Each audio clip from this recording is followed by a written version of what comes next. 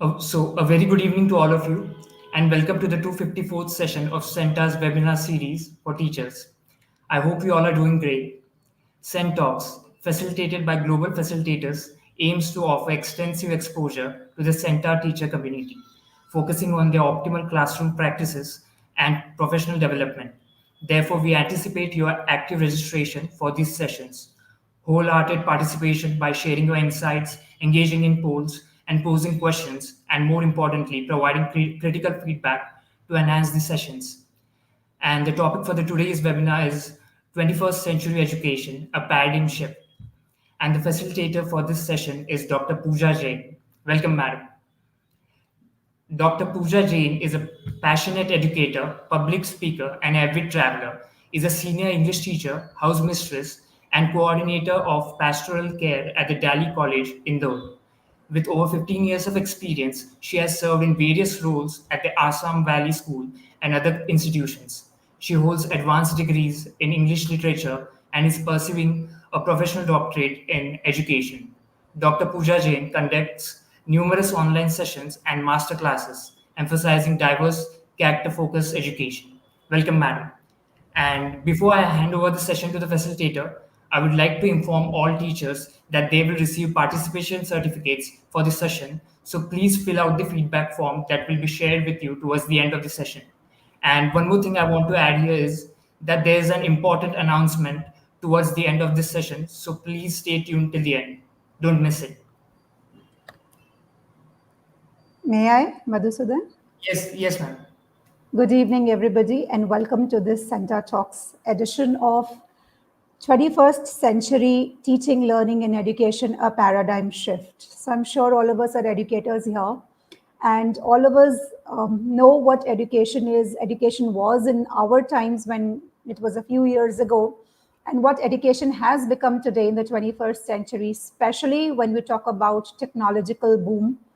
We talk about the post-pandemic effects. We talk about today's generation, and we talk about a lot of other things where educators are struggling, and that has always been a struggle though. But let us see what the paradigm shift is, what education looked like a few years ago in the 20th century and in the following years, and what education looks like today or should look like today.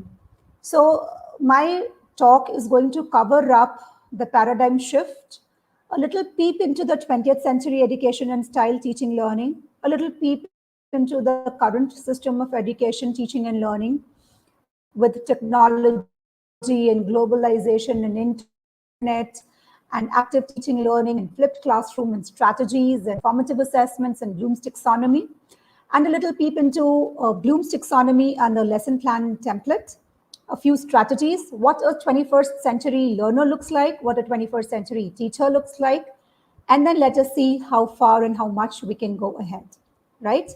So here, beginning with paradigm shifts in the 21st century teaching learning. So we're going to talk about a little bit about 21st century schools, 21st century curriculum, learning environment, technology, understanding 21st century learners, the outcomes, demands in the job market and skills required for it, and what the entire paradigm shift means and looks like. So what I want to do, I know it's a webinar and there is going to be a monologue, however, and nonetheless, I shall try to keep you all engaged through some questions, discussions, and activities in process. So what I want you all to know, and I'm giving you this strategy as a beginner strategy, if you have a pen, paper, or even in the mental process, you can put it in the chat box, and I'm going to read the chat box responses. That what is it that you already know about the 21st century education, and what is it that you want to know a little more about the 21st century education? And I'm going to give you, say, about 30 seconds to jot down as many points that come to your mind. So this is also called a KWHL chart that I use a lot in my classrooms.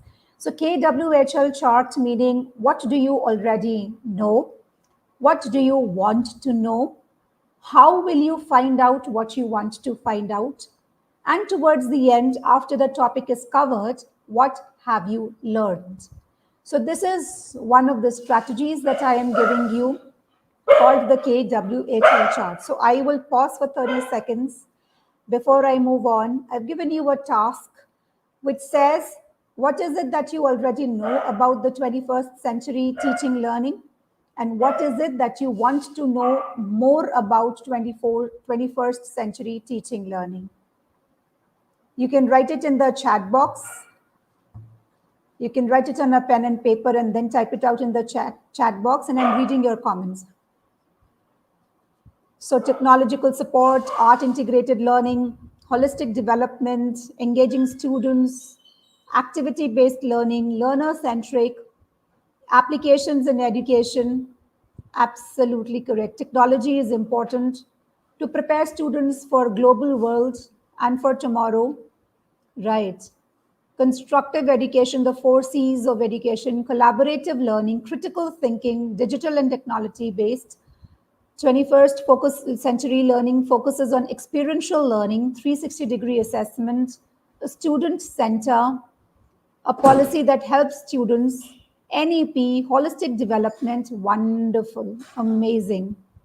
I'm reading all of those charts, NEP, hands-on learning, yes, experiential learning, art integration, yes, yes, effectively how to use it, how to make students more engaged and interested, student center, gender inclusion, learner center, collaboration, literacy skills, critical thinking, creative thinking, collaborative thinking, skill-based learning, competency-based learning, divergent thinking. Fantastic. NEP and NCF, yes, as per the Indian education system. Absolutely. Encouraging students in sports and interdisciplinary, cross-curricular focus, inclusivity, innovation, critical thinking. Absolutely fantastic. Keep rolling, keep going.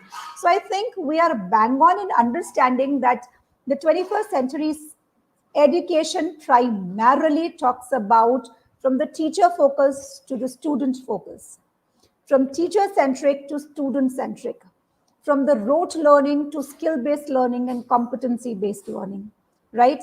Wherein activities, strategies, collaboration, teamwork, critical thinking, analytical thinking, and literacy skills, digital skills, technology skills, and all of that comes into picture.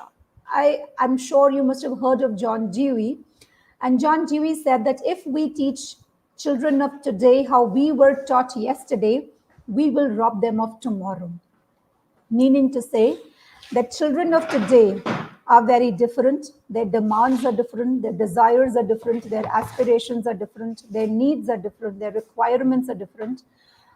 Having said that, one thing that remains totally common is value-based learning, character development.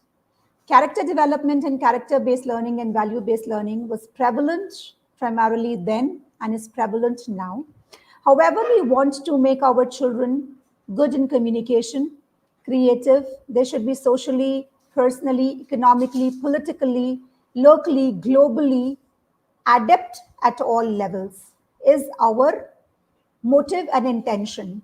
So 21st century education talks about curriculum, classroom environment, technology, learners, demands of the job market, and the skills required in the global arena. So that understanding is absolutely clear. So Madhusudan, if we can please share the link in the chat box. We want to run a quick quiz for about a minute or so, wherein we want to see what 21st century education looks like. So if this link can be shared very quickly on the chat box will be really nice.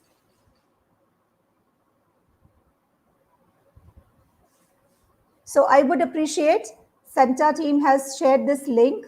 If you click on this link, you will be directed to the quizzes.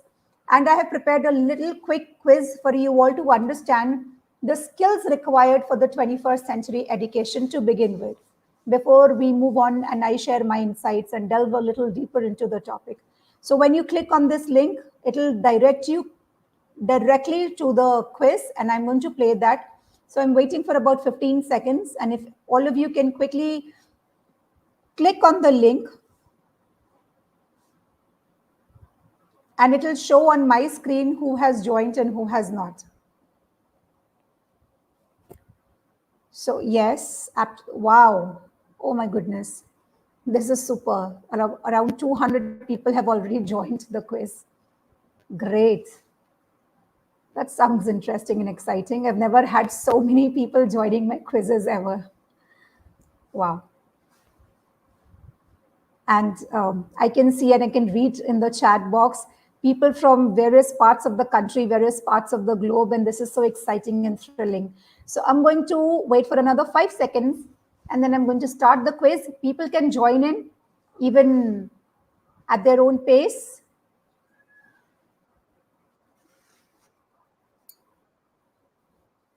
So it will show on your screen.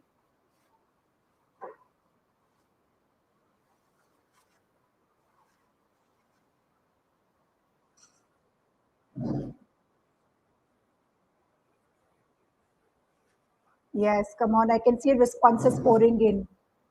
135 people out of 286. 20 seconds left. Wow, amazing. 200 responses, 20 seconds left, 15 seconds left.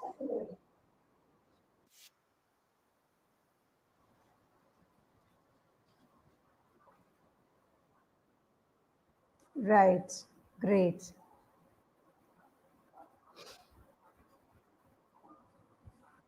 So we have Pearl on the top, and let's see, tables can turn.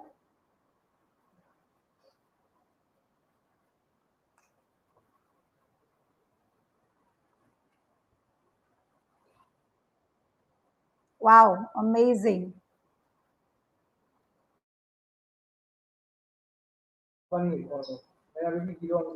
Wow, great.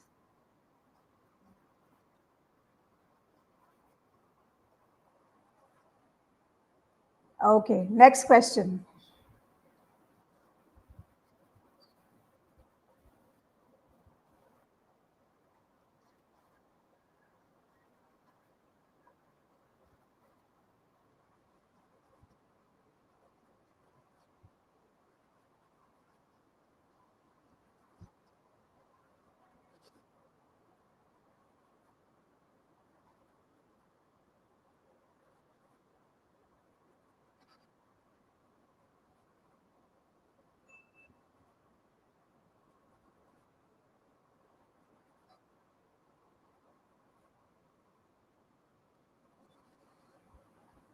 So let's see how far we go.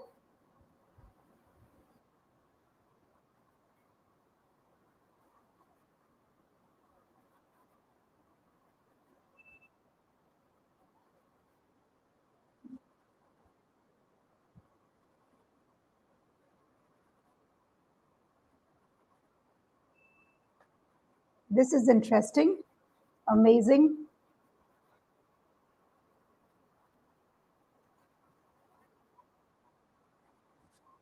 I'm sorry, in the interest of time, I have to cut short on time and maybe a few questions, but let's see, we can at least look at 10 questions. So there is Genelia who's leading the board right now, followed by Rachna and followed by Mamta. Amazing.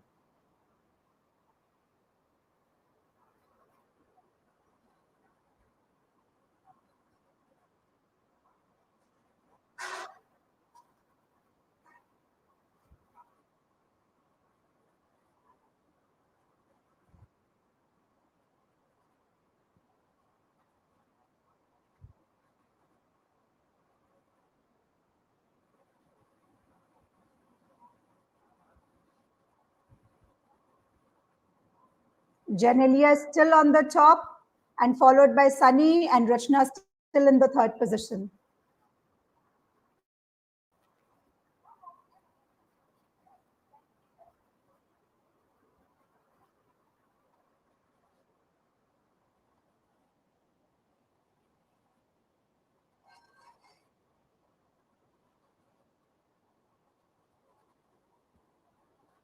Wow.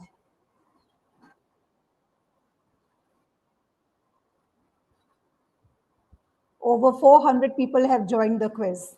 That's amazing.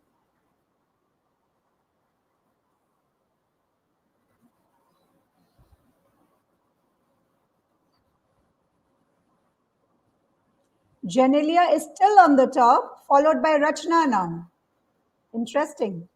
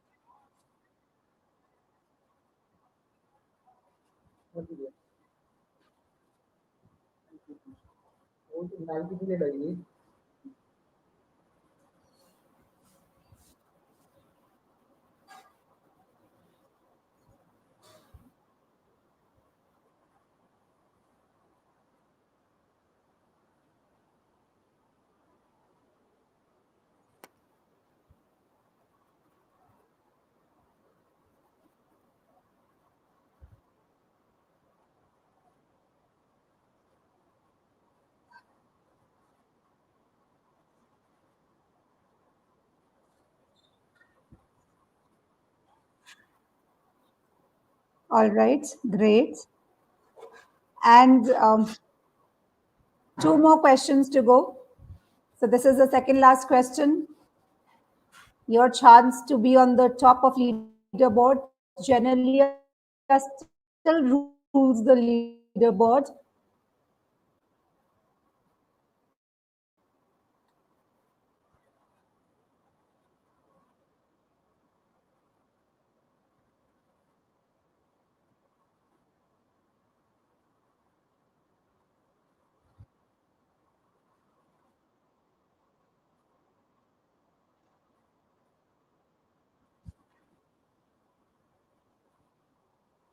All right. And here you go. Last question.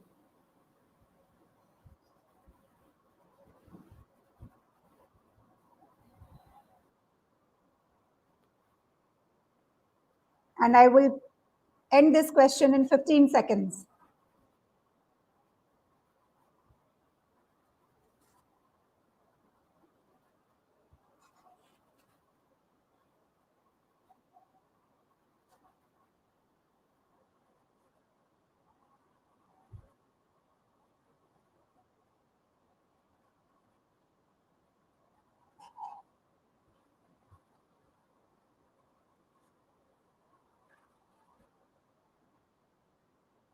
All right.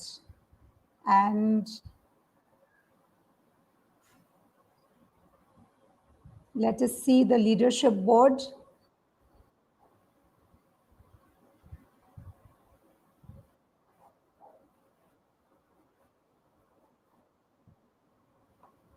Oh, I have two more questions to go. I'm sorry, I thought these were last questions.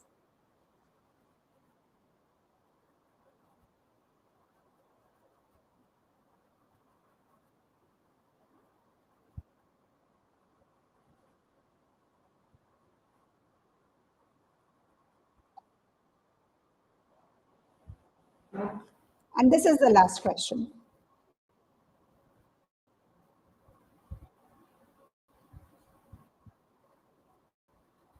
And now Rachna is on top, followed by Janet and Fawn.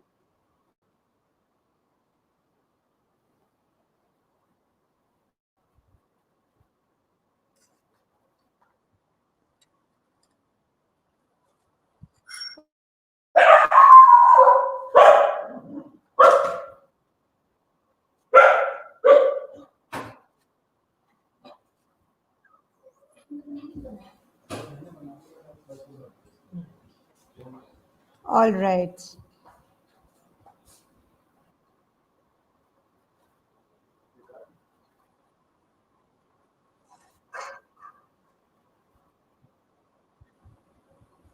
And let's see who's topped the leadership board, and we can all clap for him or her.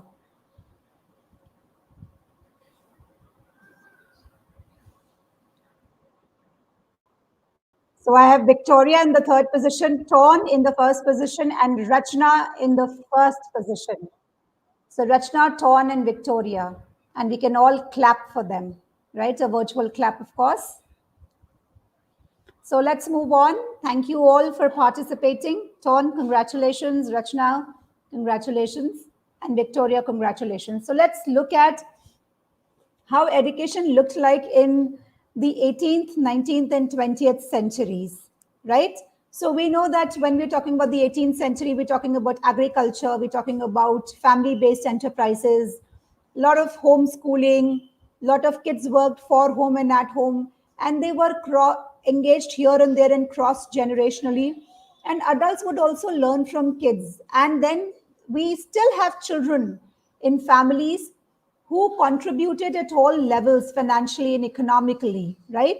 When then we moved to the from the agricultural century or the agricultural society to the industrial society.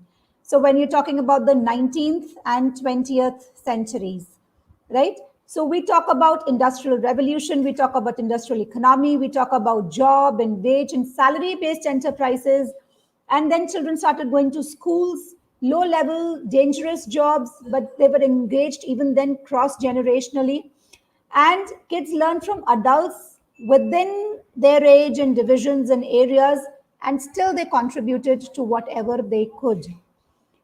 We talk about the society 1.0 interpreted the information, personally constructed the meanings, socially constructed meanings. There was chaos, there was ambiguity.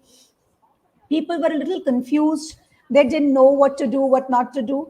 But when we talk about today's society, we talk about the 20th century, we talk about the internet, we talk about globalization, right? So we know that how internet has boomed up drastically, how globalization has boomed drastically, and how things have taken over in the 21st century. We talk about society 3.0. So we're talking about society 1.0, the agricultural society, the 18th century. We're talking about society 2.0, the industry-based society, and we're talking about society 3.0, the 21st century, where there is accelerating change, where there is continuing globalization. And from NOMAD, nomad, the society is now fueled by KNOWMAD, nomad, right? So that has been the transition from the 18th to the 19th to the 20th and now 21st century. So society 3.0 obviously will drive education 3.0. So how education looked like in the society 1.0, in society 2.0, and how it looks like in society 3.0, wherein teachers and the gurus, as we call in schools and homes, were the ones that drove the entire generation. However, when we're talking about the present era, it is globalization, internet, and peers that are driving the generations. So where it was the industrial revolution, today is the digitalization and the technological revolution. And that has transformed a lot of perception and a lot of perspective of societies, of generations, of the youngsters. So people like us who studied 20 years ago, 30 years ago, belonged to the 20th century, somewhere close to the end of the 20th century or in the beginning of the 21st century. And now we have to educate and teach children of the present generation of the 21st century. We are still struggling somewhere in between the old school thought and the current generational changes. We're still getting the hang of from the chalk to the talk, from the from the whiteboard to the tablet. We're somewhere still struggling. We're trying to get the hang of it.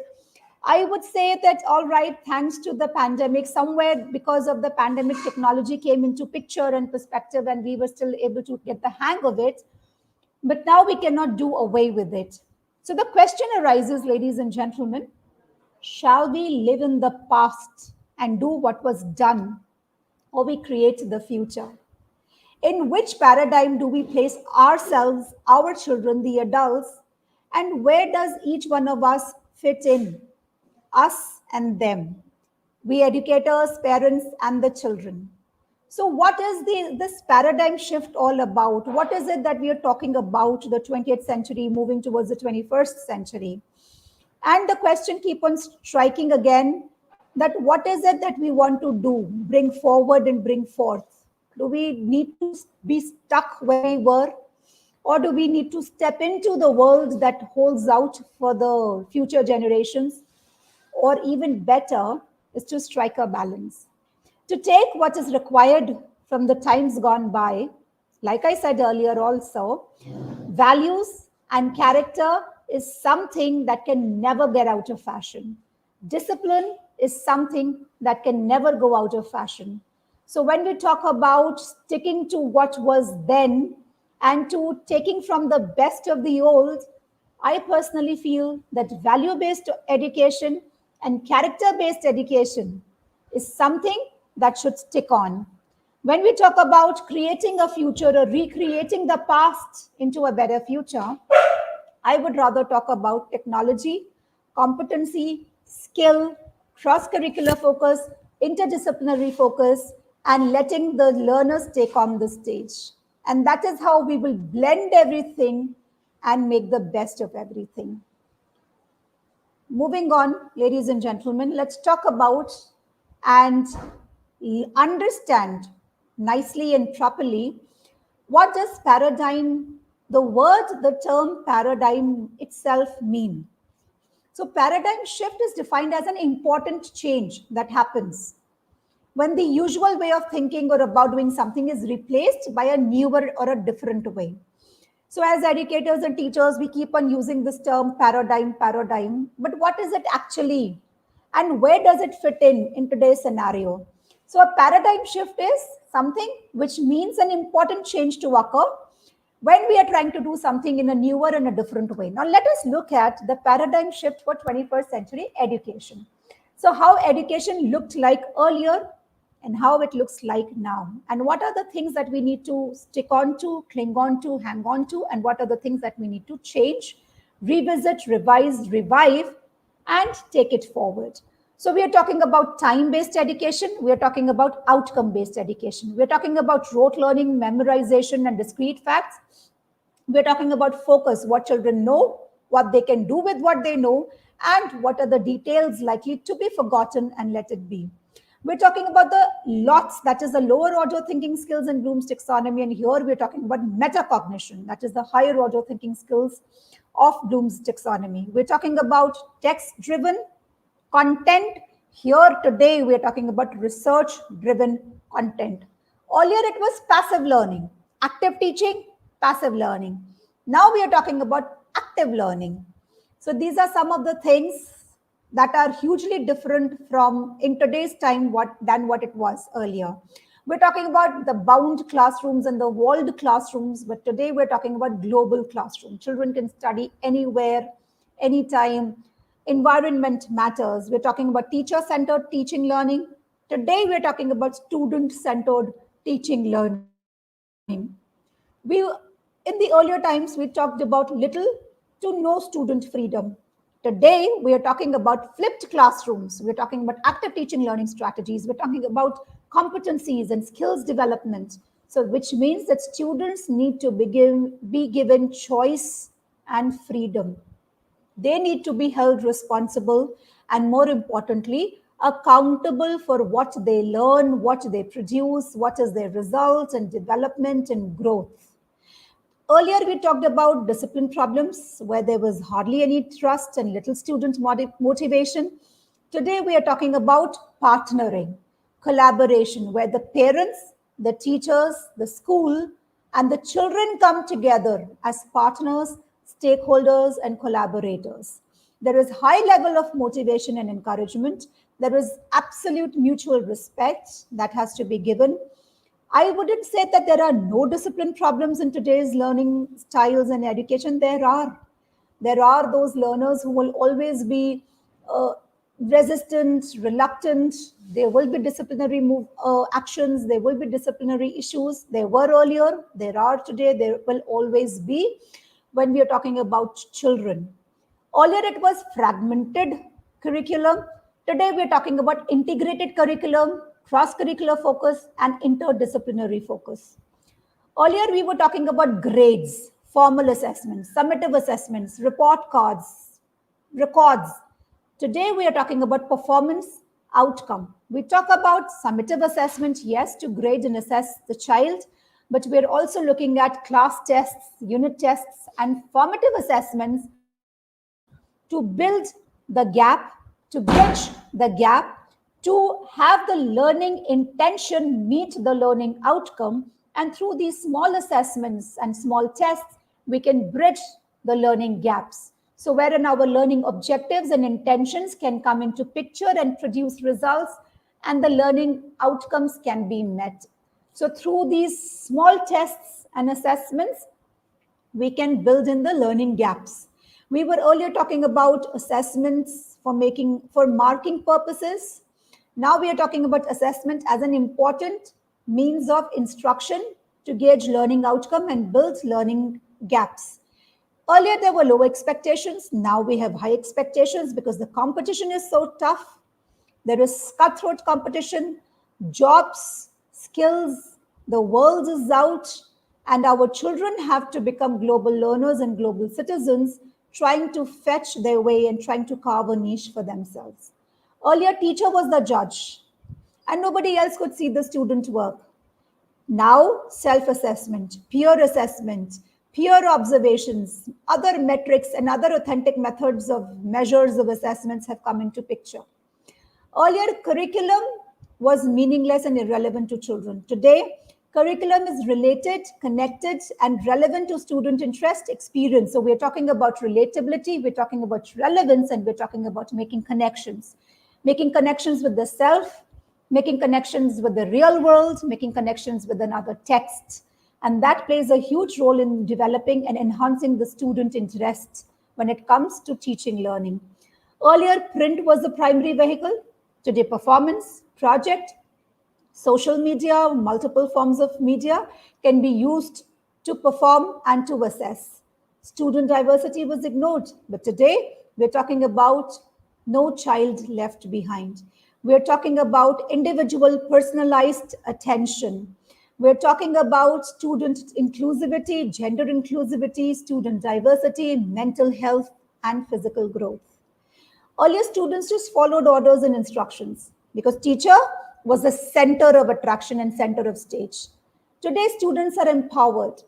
They can lead, they can initiate, they can create, they can analyze, they can interpret, they can discuss, they can argue, they can elucidate, they can debate, and their communication skills and their competencies, everything is taken into picture and consideration. Earlier, the literacy was only the 3 R's: reading, writing, rhythmic, reading, writing, learning, and speaking. Today, there are multiple literacies and multiple skills. Apart from reading, writing, listening, and speaking, we have digital literacy, we have media literacy, we have comprehension skills, we have vocabulary, we have phonics, and there is so much diversified that can be looked into and brought into picture. Factory model based upon the needs of the employers during the industrial era and industrial age was the need of the hour. Today, we are talking about highly technological society, globalized society, industrialized society, economized society, where children have to be global learners and global performers. This is a little diagrammatic representation of old school versus new school. So wherein rote learning was into picture and the need of the hour, but today we're talking about critical thinking, high order thinking, multiple facets and multiple forms of student learning. Earlier, teacher was the sage on the stage. Today, the teacher is just a facilitator and guide by the side. So that has the momentum that has come into picture.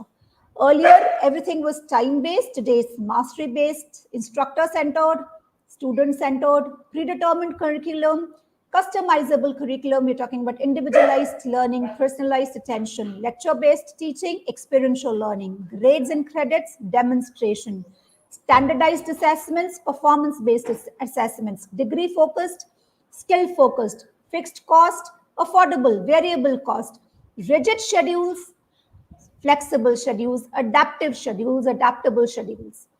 So this is the huge paradigm shift, ladies and gentlemen, that we are talking about. We're talking about skills that are critical thinking, customized curriculum, improved compliance, cost-effective, personalized learning, And we are talking about skills that will have our learners and students go out into the real world and fetch a job and earning for themselves. So what are some of the key features of 21st century education? Differentiated support, outcome-based, timely, constructive feedback, use of formative assessments, and equitable, inclusive, learner-centric education is what we are looking at. How does this look like if we have to talk it about in a triangle or a circle or a full circle coming through?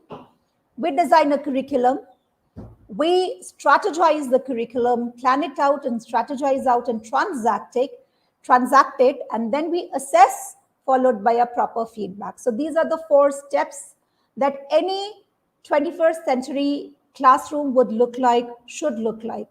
So like I said, we design a curriculum, we strategize, we plan our classes, we plan our semesters, we plan out our content and topic, we transact it in a class through active teaching learning models, through interdisciplinary models, through experiential learning models, through art integrated learning models.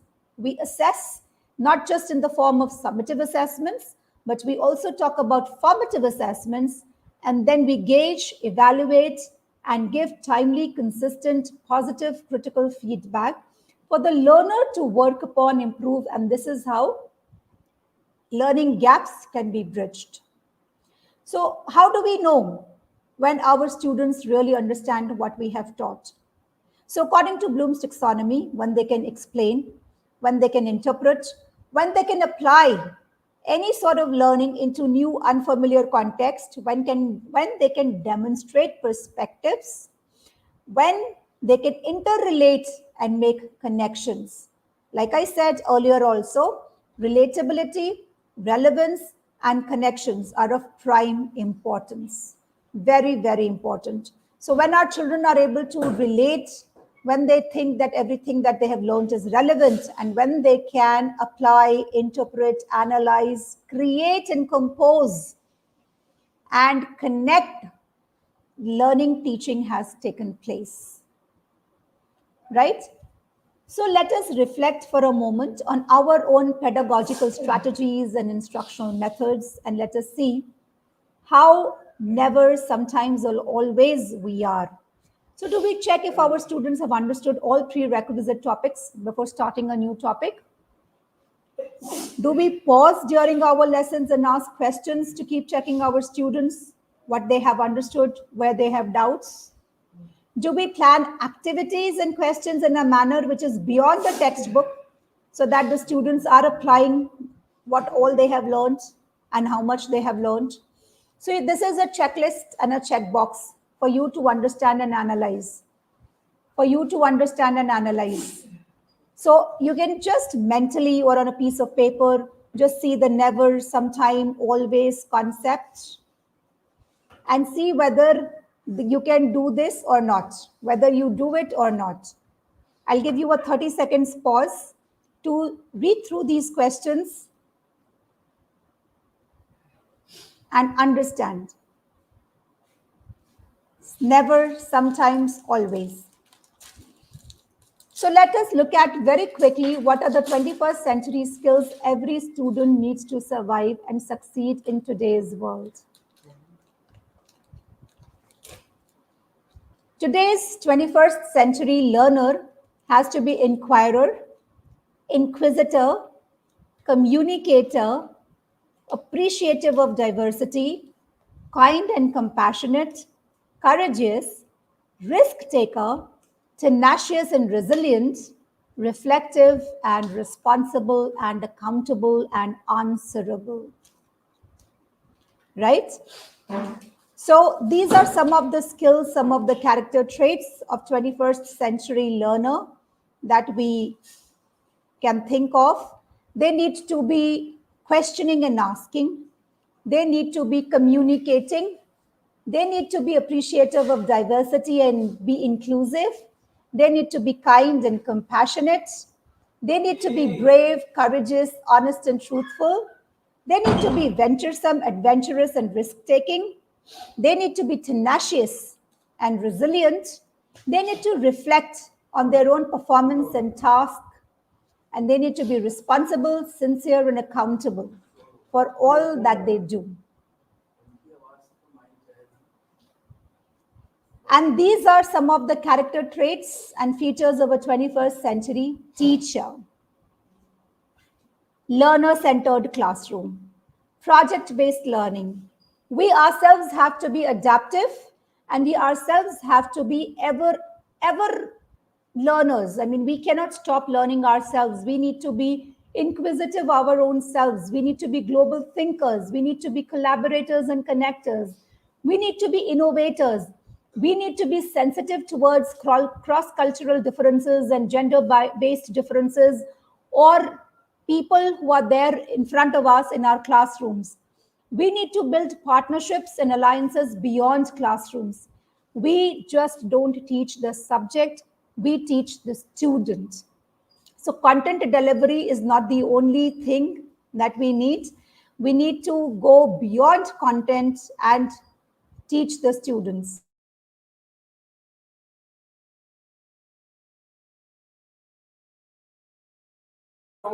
So these are the traits and features of a 21st century learner and 21st century teacher. So when there is this partnering and this alliance, then 21st century teaching learning happens. So let's look at this, reflect and analyze. Whether any of this that we have talked about reminds me of anything, whether any of this that we've discussed, been learning about, what is it that you have already known the most about? What is it that is the most confusing of whatever you've heard so far? Is there something that you'd like to know more about? And knowing about 21st century reading, studying, style of teaching, learning will help you in some of the ways. So I will pause again for 30 seconds for you to read these reflective questions and see if it helps you in any which ways. And this is again another strategy that I use and I apply in my classes rather. So when I complete a topic or cover a topic, I ask my learners and students to reflect.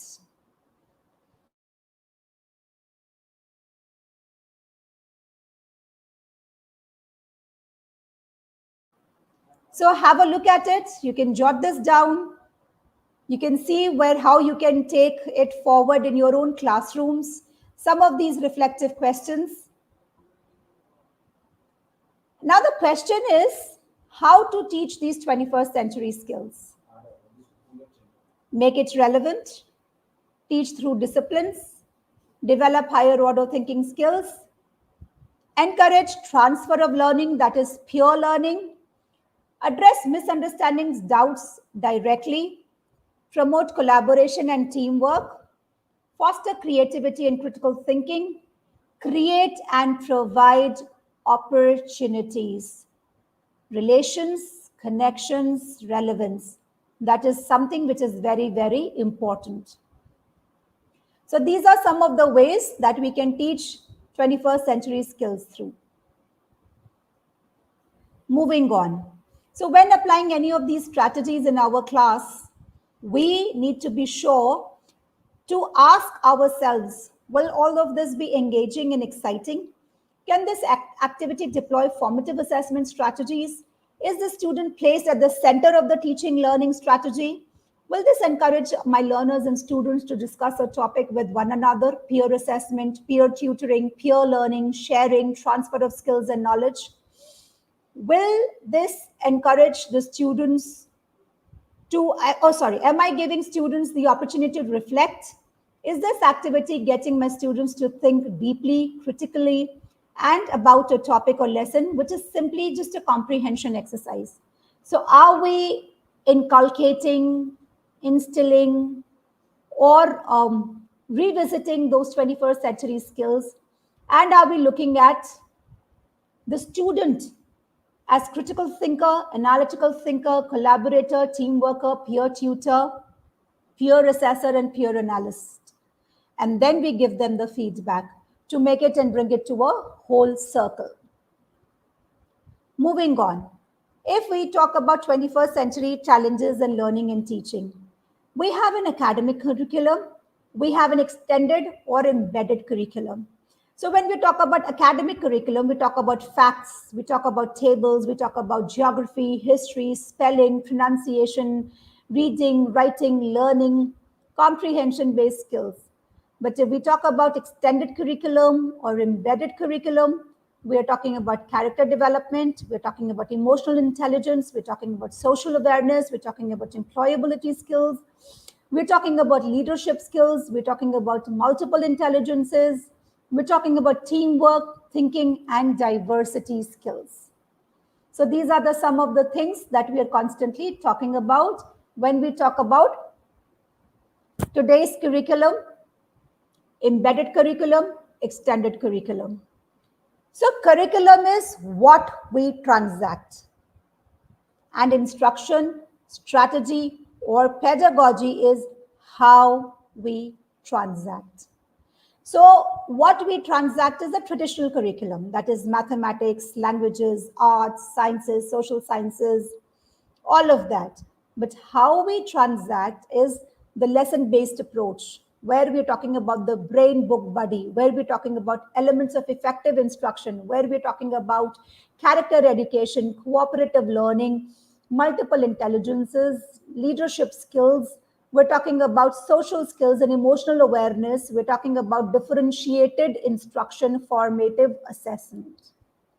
So what we teach and how we teach, when these two are matched and mapped, then it truly becomes a 21st century art integrated, technology integrated, and skill competency, character-based, value-based learning and teaching. So let's look at Bloom's taxonomy for a while. So I'm going to spend about a few minutes on looking at Bloom's taxonomy. So how Bloom's taxonomy was when it was discovered or invented or transacted or put across, and how it is now in the current scenario, the revised Bloom's taxonomy.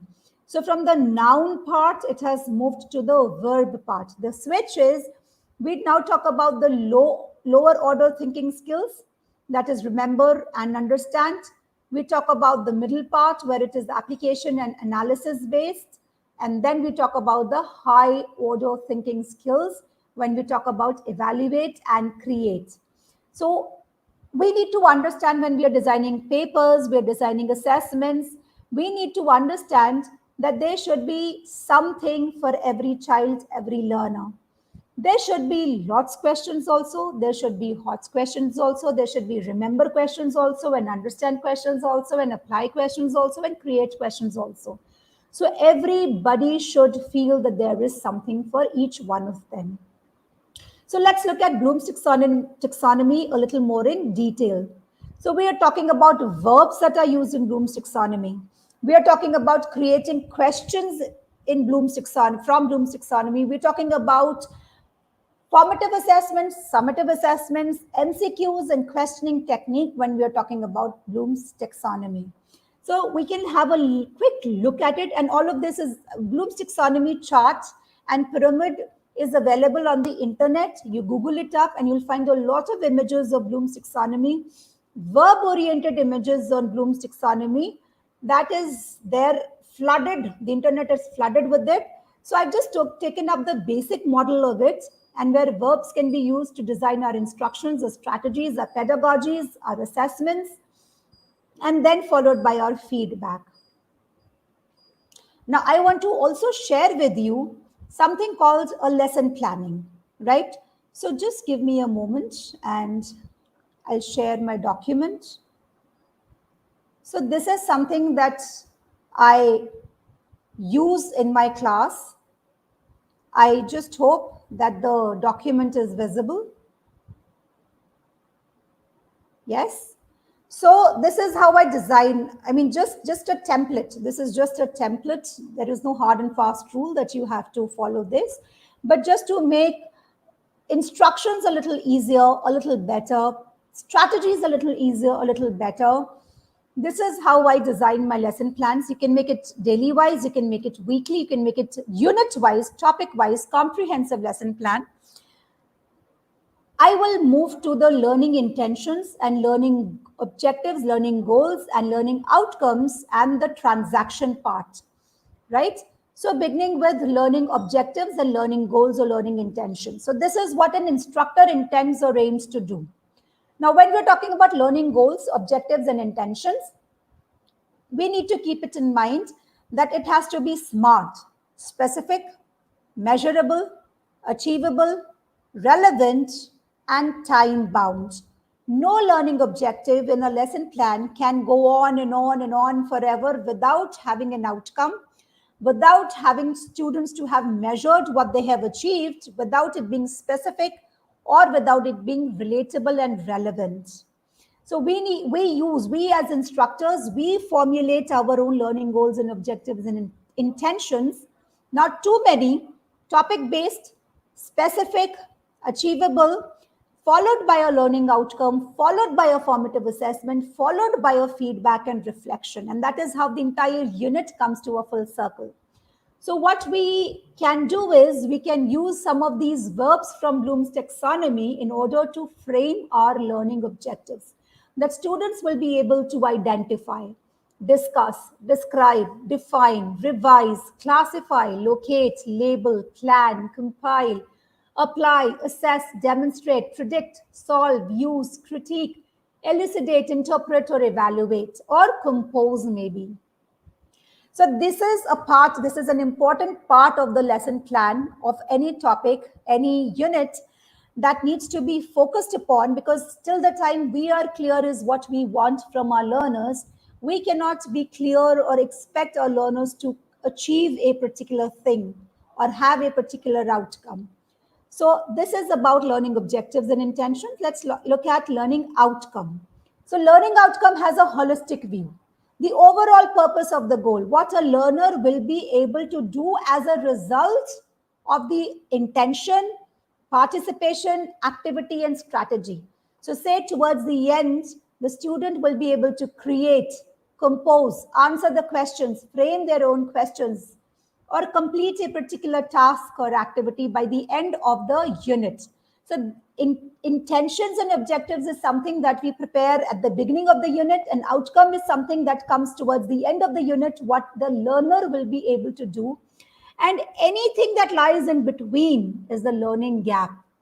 Whether the learner or child has been able to understand or not, has been able to perform or not, has the outcome been able to cope up with meet the expectation or not, all of that is called the learning gap. Now, how to devise and design your plan per 45 to 50 minutes. So you have a connector, a hinge question, something, an activity, something to stimulate prior knowledge, to connect the topic, some sort of an activity to pique the interest of the learner, of the entire class. You have the classroom transaction through strategies, through content delivery, and towards the end, say 5, 8, or 10 minutes, you have doubt clarification, recap, recall, revise, summarize, or some sort of a plenary activity. The strategy that we could follow, should follow, need to follow, must follow is a text-to-text connection, a text-to-self connection, a text-to-real-world connection, relatability, relevance, real-life examples, interdisciplinary approach, cross-curricular focus, experiential learning, or art-integrated learning as well. A homework assignment or a task, and through that task or formative assessment, will we be able to gauge or assess whether the student has been able to learn something or anything or not. And then reflection. At the end of each classroom transaction or topic completion, a checklist, a tick of what went well, how the student response was, what were the activities and strategies, what was the completion status, what was the classroom decorum, and what was the time management that happened. So all of this, when we follow and when we share, when we take into the classroom, it becomes effective, 21st century oriented, and this is how the approach becomes. So can we share the screen once again, Rastogi? There's just one, yes, thank you. And thus, with this, we come to an understanding of paradigm shift. What paradigm shift from the 20th century to the 21st century looks like, and how it becomes a holistic approach, keeping in mind the centers, keeping in mind and keeping in center the learner, the student-centric approach, wherein the teacher, the parent, the school, and the student all coming together, collaborate as a team, and become the stakeholders, keeping in mind the students. With this, I come to the end of the presentation, and I have a few reflective questions for you all to end my session with. Could we just show the slide once again? There were some questions. Yeah, thank you. So you could have a look at this, and you can keep on posting it in the chat box. These reflective questions: what surprised you today? What is the most important thing that you learned today? What do you want to learn more about? What made you curious? What would you do with what you know? How much did you already know about the subject before we started with the session? Did your ideas change? Three things that you would want to improve upon or learn a little more or found out. So some of these reflective questions you can take back into your own classroom also after the end of a unit or a task or a content or a chapter, and which will compel and force and encourage and motivate the children to look beyond the topic content, become a little more inquisitive, curious, and research driven. And with this, I come to the end of what I had to share. You can post your questions here, and let's see if we can take them. Thank you so much for being a part of this session. Thank you so much, ma'am. I see a lot of, regarding the reflective things that you have done, like, the questions that you have posted. Many people are saying regarding, like I should practice more of the reflective activities for my classroom. I should learn, unlearn, and then keep on learning as a teacher. So those were something questions that a lot of reflective questions and statements were seen. More often Q&A I expected, but then they are more like they got a lot of insights from your session. It felt more like that. So even So the stage is as a open for the teacher, Q&A. as a teacher, as an educator, we have to be learners throughout. True. We have to be learners throughout, because that is how we adapt, we evolve, we innovate, and we create in our classrooms. So when we become learners, we can teach our learners a little better. But yes, Q&A, we would love to have some Q&As. Okay. As I open the Q&A and we wait for more questions to come in, and please share. I really, from the bottom of my heart, I really thank Dr. Pooja Jain ma'am for joining today, and lot of information in this one small session. I feel that has been done, and like we expect like more incoming of this, because there was like more insights that people could grasp of, especially broken down into different segments, and then a lot of statements came in, and I hope I could collect all of them and give that to you, maybe, Sure, so that if absolutely. any questions That come would up, be a we can good. just take in. So as the question comes in, I know many people are asking about the feedback form. I will share the feedback form, and then like a small announcement that I would want to do. Just give me a minute to share the feedback form. I'll put the feedback form over here, and I will just pin it up for you people. Right. Yeah, the form is pinned. I have been talking about, ma'am, just give me like a few minutes and then we'll wrap it up. Okay. Sure. So the announcement that we have been talking all around this time in the comment section, like what is it for? And then there was this lot of information from Pooja ma'am, giving in and out about different types of the 21st century skills and what is the difference, especially the Bloom's taxonomy one, like how it was in 1956 and how it is right now, and how we need to integrate those changes for the best classroom practices. We were all taken back by that. And coming back to that announcement, the exciting announcement is that, in the topic of discussion, that we are very thrilled to announce the second edition of the eagerly waited Global Teachers Meet that will be held on 14th September 2024. Yes, you heard it right.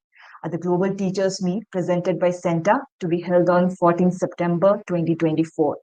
This will be our second edition. Last year, in our very first edition, we saw around 100,000 plus teachers registering, participating in this Global Teachers Meet. So teachers from across the world, worldwide participated, took advantage of this stage with world leaders who are like founders and executive directors of institutes such as Future Teaching Institute, and we had vice chancellor from the University of Buckingham joining in, and many leaders in the education sector joined in to give their inputs, insight, talks, discussions, and showcasing everything live. And we are planning to make it much bigger. So this is like an extreme announcement for you all. So to So, just give you a brief about if the I may just, annual event. if I may just add, Rastogi, so last year, the first edition, I was a part of it. Oh, And excellent. yes, I was a part of it. And Nice. if you may revisit, Santa had felicitated me with the top five Yes, exemplary recognitions. Yes. experts, yes, Yeah. So recognition. So I like, was yeah, so thrilled, I we was are very planning to thrilled. make it bigger. That is so interesting. We facilitated like a lot of teachers over there, like have their global I viewpoint on remember. that. And I remember. Great. excellent. So this I would recommend being a part of it because it's really exciting and thrilling. Because I personally was a part of it last time. okay, all right. I don't know. In comments, you can tell me if you had been part of it previously. I know many of you, we are still in the community together. So many of you must have been part of that as well. And if you are new here, this Global Teachers Meet is an annual event. It's a platform for teachers to showcase their insights. And this year's theme will be the future of teaching. So the theme for this year is the future of teaching. So completely aligns with this today's Talk session, the future of teaching we are talking about moving forward. So this event will be an opportunity for all of you teachers to showcase live your work, your perspectives, and more on the topic, the future of teaching. And it will be and just stay tuned for more upcoming information, more insights. We will be across all your uh, events, and as well as upcoming sessions will be all aligned to that. So we expect your wholesome participation to that. So Global Teachers Meet, September 14, 2024. Please mark in your calendar. And ma'am, coming back to you, thank you so much for joining in. As you can Any see in the comment important as well. question? Can Yes. you see or read any important question if there needs to be an address to it? All right.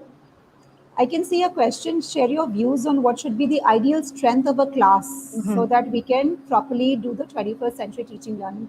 So, actually, this is very school based and organization based, if I may say so. So, yes, I know it is the plight of today's scenario that some of our schools have 30 children and 40 children in a classroom, going up to 45 because of the space crunch or whatever you say. However, it is it becomes imperative for us to understand that no child should be left behind and every child is important. So even if there is one child or even if there are 40 children, there is no ideal strength. Ideal strength should be obviously 18 to 20 to 22 at the most. But yes, we know that there are schools and classrooms that have children more than that. So then we become the wonder women and the wonder men, no? That is where our power and strength lies. Right. Anything else? I have noticed Yeah, that that's what students I'm in my checking that. class are not serious. They do not even take the board examination seriously.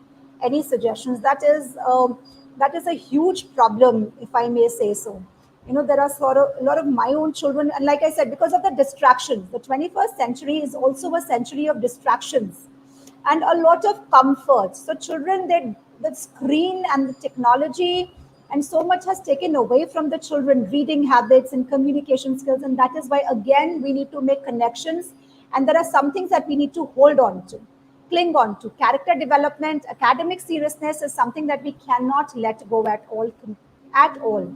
So we need to motivate and encourage our children and keep them away from distractions. Anything else, Rastogi, that you can find Yeah, that's what very I'm just checking important? through that as well. Yeah. I don't No, in want them to between be unheard.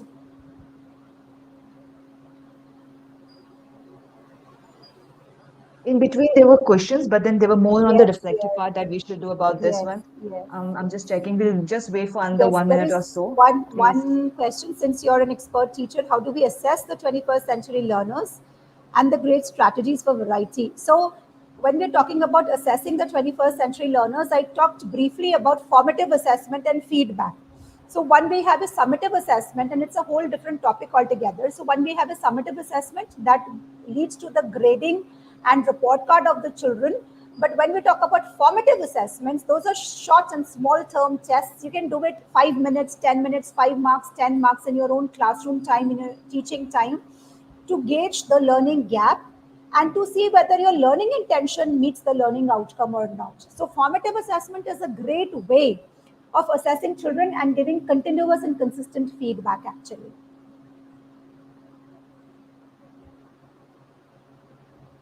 What are some common challenges? I think this one common challenges faced when integrating 21st century skills into their curriculum, and how can they overcome these challenges? So, Think challenge, one what do of you the think? commonest challenges when I'll say when we ourselves are not motivated, then the challenge becomes huge and the obstacle becomes huge. One is time crunch, because a lot of times we are racing against time to finish the syllabus, to complete portions, and that is where 21st century teaching, learning, and skills takes a backseat, and active teaching learning strategies also take a backseat. But personally speaking, I, as a teacher, up and until their pre-board exams appear, or when we're talking about grades 10 and 12, or their board exams appear, up and until then, I try my best to inculcate and instill competencies and skill based teaching learning, connecting it with the curriculum and the content and the topic. So there are a lot of strategies that you can build into your lesson plans that can help the child learn the content also, focus on the curriculum also, and learn competencies and skills also. And that is why lesson planning is very, very important. Strategizing the class is very, very important.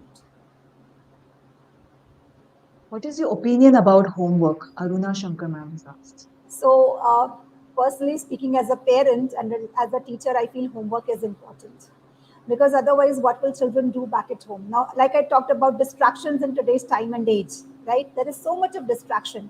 So, self study in the form of prep work or homework or a project or research work is important, because a lot of it we can do it in the class very good, but what we can't complete in the class should go back as revision and self study time, because that gives the children an opportunity to reflect and assess their own competencies and skills. And also this is an opportunity to reflect and to gauge what they have learned in the class and how much have they understood in the class. So I feel a little bit of self study and homework back at home is very important. It's required, actually. Hmm. Is there anything else that we're missing No, out I on? don't see anything. Okay, we Right, are just a bit ahead of time. There are scheduled right. 10 minutes ahead I because the am session done. is that. I am So, done. like, if any questions are there, please write to us and we will forward it to ma'am. Please let us know. We'll definitely forward it to ma'am. All the questions we'll compile and share it with you, ma'am, and Sure. with individual, and then we'll just revert back to whoever the questions has been asked to. So, thank you so much for joining in today, ma'am. Such an insightful session. I keep on saying because without doubt it is, and we got like a lot of statement and good to know, like, people, as I was announcing about it, you were also a part of it, so it was like, good thing, like it was an added advantage to us. So thank you so much for joining in, and thank you all, everyone here, from all across the globe joining in. Thank you for filling the feedback form. Your feedbacks are very important to us. We use it to enhance our further informations as well as the Sentalk sessions. To download the record of participation for this session, please log into Center app. Go to the sessions. If you have registered, this is only for people who have registered. Go to My Learning, and the certificate will be available there in your My Learning session post 48 hours. If you have not downloaded the app, please download the app for hassle-free download of the record of participation for this session. For next time onwards, please register for all the upcoming sessions. It would be a great sessions ahead. We have like a huge and like a great lineup for you this month. See you again next time. Thank you so much, Thank everyone. you. Good night and Thank you, have a great day Santa. for rest of the world. Bye bye. Thank you, everybody. Bye bye. Thank you. Thank you.